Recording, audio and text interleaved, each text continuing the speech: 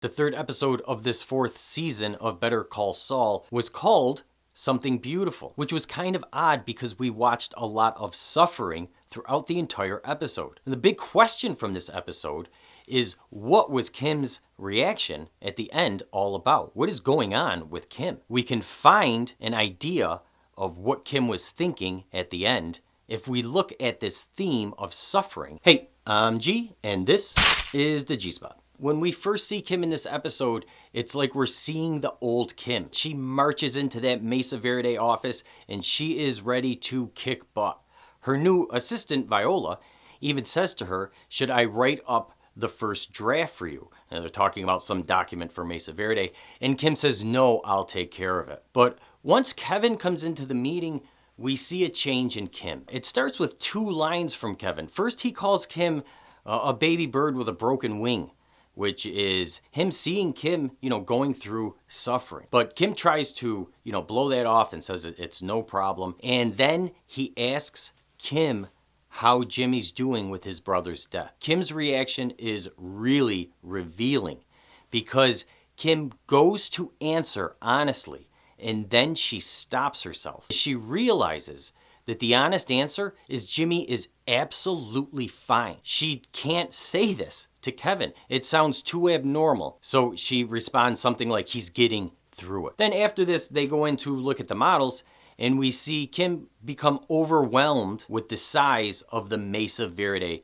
project. Viola and Kevin, they're watching her as she is kind of stressing out, zoning out, looking at all these things. And Kevin even asks her, "Kim, is everything all right?" And so of course Kim says yes, she's all right.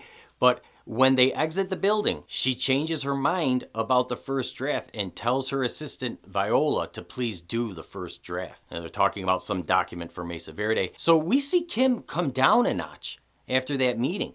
She walks in Kim kicks butt. She could handle anything. And she walks into that meeting with that attitude. But when Kim walks out, she concedes. She concedes that she can't handle everything that's going on and asks her assistant for help. So we know Kim is feeling overwhelmed with work at this point. Then at the end of the episode, Kim decides that she should talk to Jimmy about what Chuck left him in the will. Now, if you remember from the last episode, Kim is extremely upset over what Chuck left Jimmy. She feels that by all means, Jimmy will be offended and hurt by what Chuck has left him.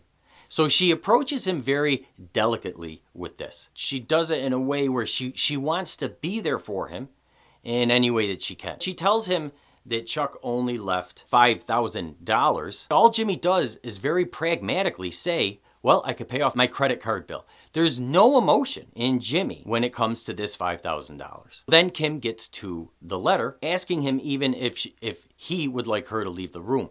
But again, Jimmy is showing no emotion. He's very nonchalant over all of this. He just continues eating his cereal while she's going through all this. Jimmy reads through the letter like it's a piece of fiction. I mean, when he reads this letter, there is like no attachment from him to the letter. Tone of voice, his dictation, everything. He's reading that like he's reading a poem in class. And when he finishes, all he really comments on is that Chuck can write a good letter. But we see that Kim has a reaction through this entire letter. As soon as Jimmy says the line in the letter about the smile that Jimmy put on his mother's face when he came back from the hospital, you see this shift in Kim, and she smiles, and she feels happy that Chuck said something kind to Jimmy. Now, we know that supposed kind comment actually has all of Chuck's issues towards Jimmy wrapped up in it. A lot of the reason why Chuck had such a problem with Jimmy is because Jimmy's mother kind of favored, or at least had a stronger connection to Jimmy than Chuck. Jimmy continues to read the letter, and Kim again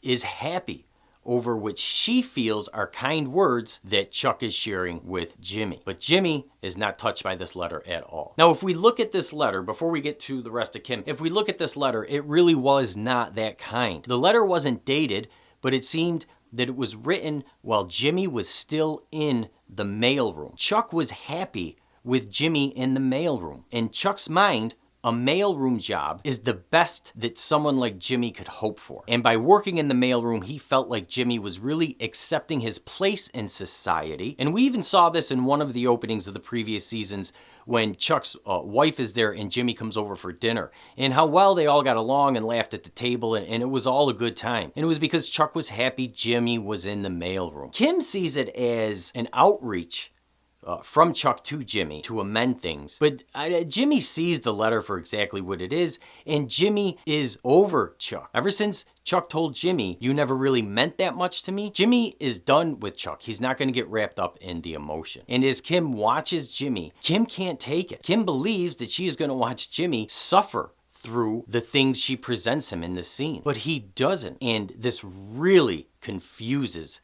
Kim. By the end of the episode, Kim isn't only stressed out over work, she is now completely stressed out over this relationship because she doesn't know who she's in a relationship with.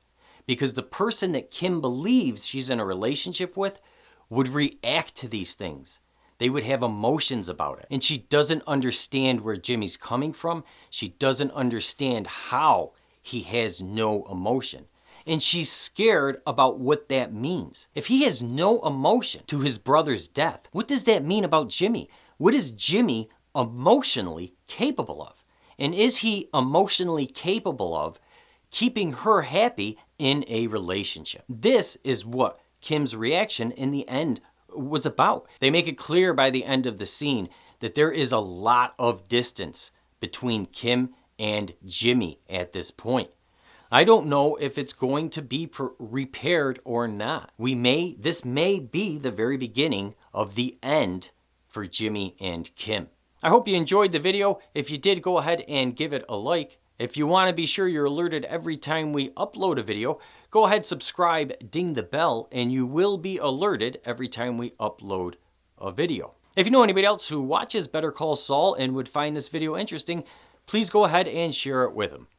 Thanks so much for watching, and have a great day.